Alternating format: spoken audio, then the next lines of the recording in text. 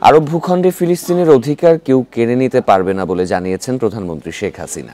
তিনি আরও বলেন, বিশ্বের মুসলিম প্রধান দেশগুলো এক হলে ফিলিস্তিনিদের দাবি আদায় সহজ হতো। দুপুরে রাজধানীর আশকোনায় হজ কার্যক্রমের উদ্বোধন করে এসব কথা জানান প্রধানমন্ত্রী। 2024 সালের হজ কার্যক্রম উদ্বোধন করতে আশকোনায় হজ ক্যাম্পে ধর্ম বিষয়ক মন্ত্রণালয়ের অনুষ্ঠানে যোগ দেন প্রধানমন্ত্রী শেখ হাসিনা। এ সময় দেশে ইসলামের বিকাশে ইসলামী ফাউন্ডেশন প্রতিষ্ঠা সহ জাতির পিতার নানা উদ্যোগের ওপর আলোকপাত করেন প্রধানমন্ত্রী।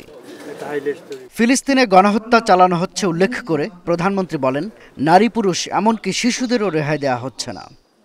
প্যালেস্টাইনে কি হচ্ছে, যেভাবে সেখানে গণহত্যা চালানো হচ্ছে, সেখানে নারী পুরুষ ছোট শিশু তাদেরকেও রেহাই দিচ্ছে না।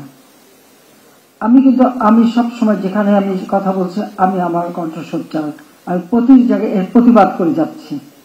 কারণ প্যালেস্টাইন তারা তাদের আরব ভূখণ্ডে তাদের জায়গা তারা পাবে, এটা তাদের অধিকার।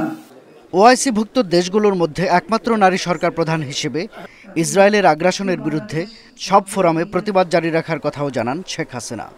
ওআইসি-ভুক্ত দেশগুলির মধ্যে আমি একমাত্র বোন। আমি বলছি আমি তো একমাত্র বোন আছি।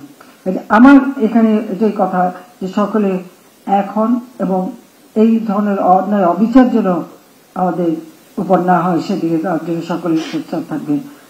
পরে দেশের কল্যাণ ও সমৃদ্ধির জন্য দোয়া করতে হজযাত্রীদের আহ্বান জানিয়ে এবারের হজ কার্যক্রমের উদ্বোধন করেন প্রধানমন্ত্রী শেখ হাসিনা। শাহাদাত স্বপন, ইন্ডিপেন্ডেন্ট নিউজ, ঢাকা।